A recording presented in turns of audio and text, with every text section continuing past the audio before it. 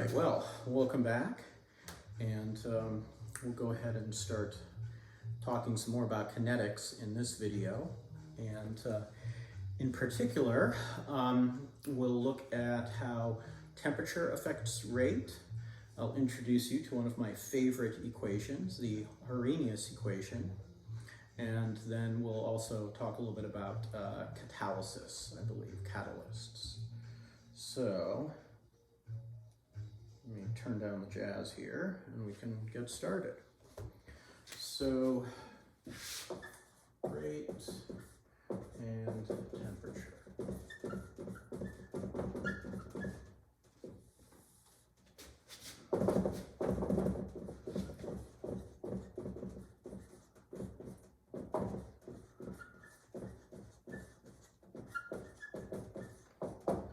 Increasing temperature increases rate.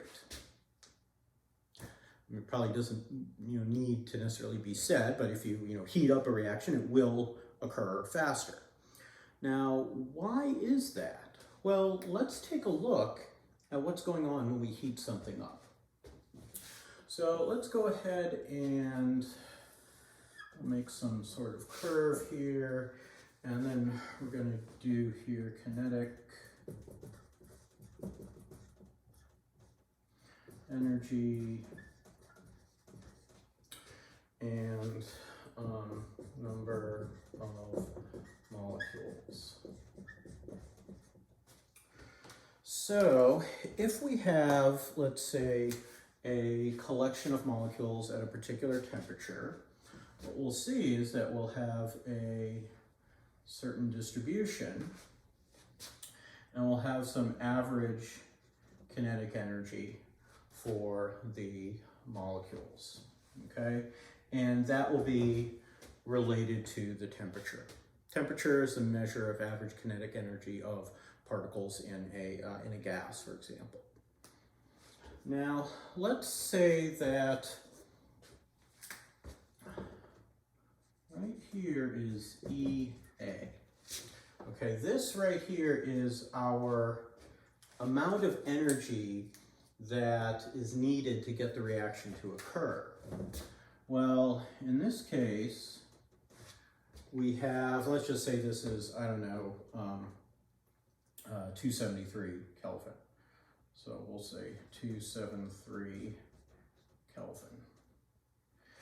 And we only have a little bit of a small percentage of molecules that have enough energy, kinetic energy, to get over that hump, overcome the activation energy barrier there. Now, when we heat things up, we'll see that the situation changes. When we heat things up, so let's say we heat things up to here, there's our new average kinetic energy. Well, now I've got all this area. So let's say this was, 400 Kelvin. So we actually heated it above the boiling point of water. And we see that we've got many, many more molecules. Almost half of the molecules have enough energy for the reaction to occur. So heat speeds up a reaction simply by putting more energy into the molecules, enabling a higher percentage of them, a higher number of them, to get over that hump, get over the activation energy hump. And the relationship between activation energy, temperature, and rate is given by the following equation. It's given by the Arrhenius Equation.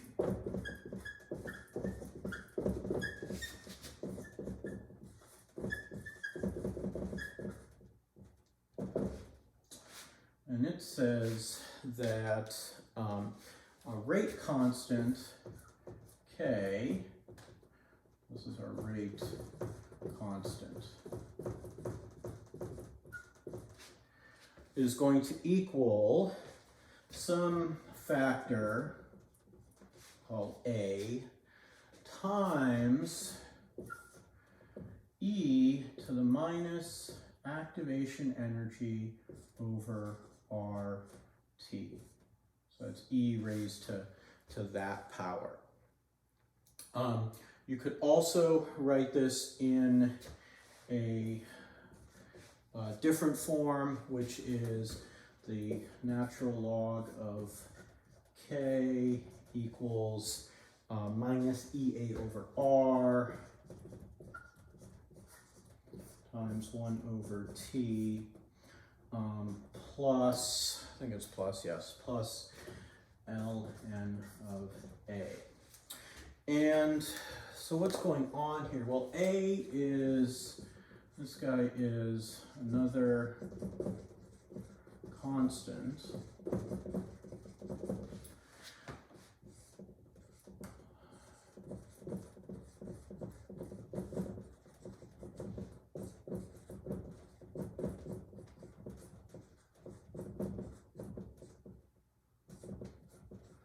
R is the gas constant, and we're going to use the 8.314 joules per mole Kelvin value. And so what this says is that the rate constant is equal to some other constant which has to deal with like collision frequency and stuff like that, times E, based with a natural logarithm, raised to the power of activation energy divided by gas constant and temperature. So we could actually use this to figure out how much a change in temperature is going to affect a change in rate, and or how much a change in temperature will affect the rate, how much it'll cause the rate to change. I'll do some problems like this maybe in the next workshop.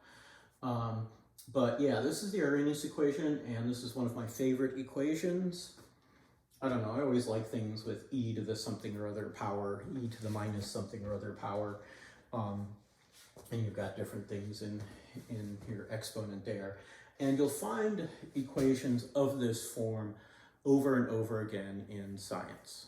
You know, things like exponential growth or exponential decay, they'll have similar forms, e to the something.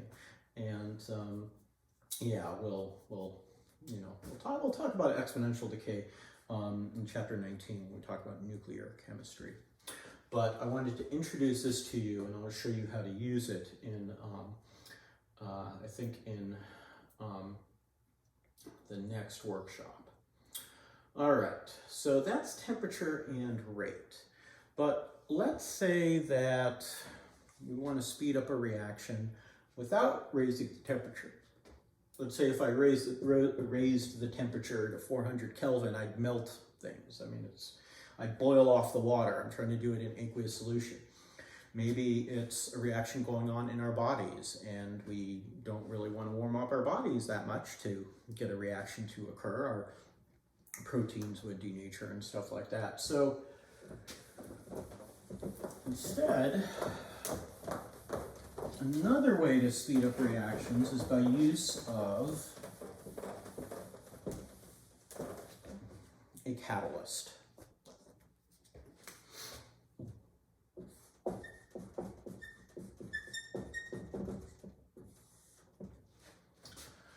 So I'll just say here, catalysts. Catalysts speed up reactions, but are not used up in the reaction. So we're adding something to make it go faster, but that thing is not consumed. And typically these work by lowering the activation energy.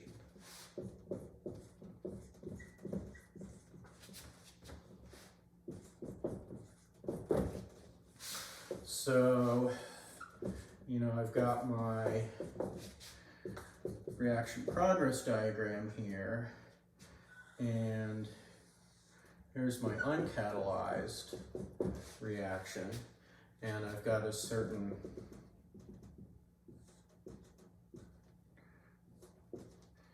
EA uncat.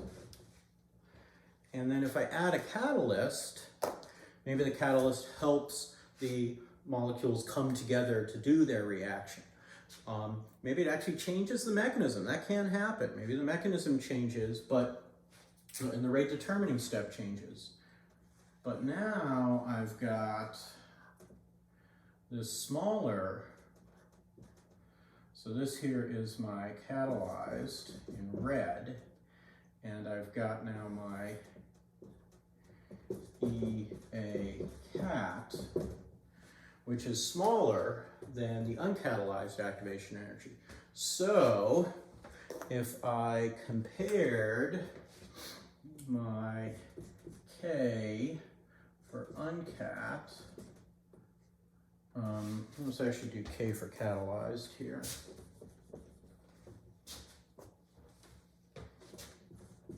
It's going to be A e to the minus EA cat over RT. I could divide by K uncat and get A e to the minus EA uncat over RT. Well, my A factors cancel out, so I'm really just comparing my exponentials. And the only thing different is the temperatures are the same, gas constants always the same. It's just I've got a smaller EA here, larger one there. So a smaller number as a negative exponent will make, the thing that it's applying to overall larger. So our K cat is going to be bigger than our K uncat. And we can actually calculate that, and that is a type of problem that I typically will ask on a quiz or exam. So that's something you should be able to do. And again, we'll talk about this in the next workshop as well. So catalysts work by lowering the activation energy. And one of the interesting things about the iodine clock kinetics lab is that sometimes people get activation energies, because you can actually figure out the activation energy if you do the right types of experiments.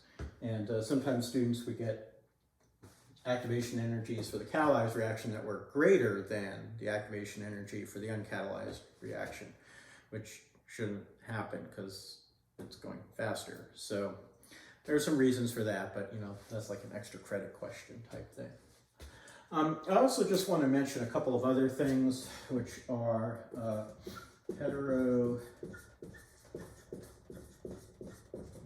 heterogeneous catalysts and homogeneous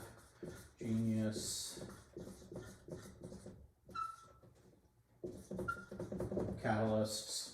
And these refer to the phases. So a homogeneous catalyst is in the same phase as the reaction molecules. A heterogeneous catalyst is in a different phase. So homogeneous catalyst, an enzyme would be an example, because the enzyme's floating around in solution with the reactant molecules. Heterogeneous catalyst, this would be a catalytic converter. Yes, that's why they're called catalytic converters, because there are expensive metals, platinum and palladium, inside the catalytic converter of the car, and they're a solid surface, and the exhaust gases flow over the solid surface. So you have gas phase reactants, solid surface catalyst. That's a heterogeneous catalyst.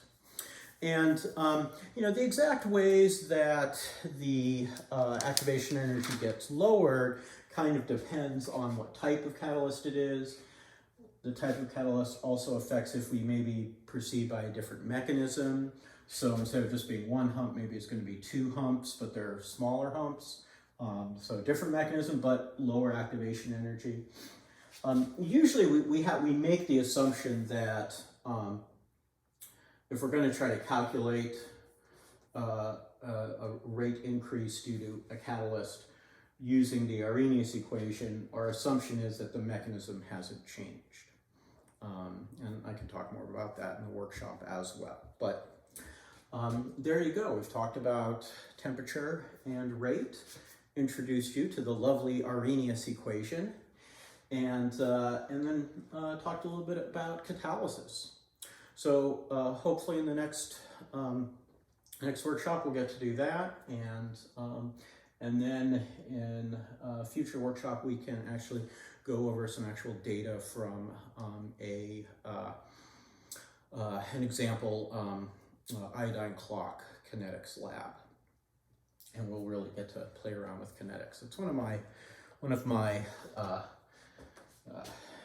favorite topics. Actually, I have a lot of favorite topics in chemistry, but anyway. All right, well, until then, I will see you at the gray house with the white trim.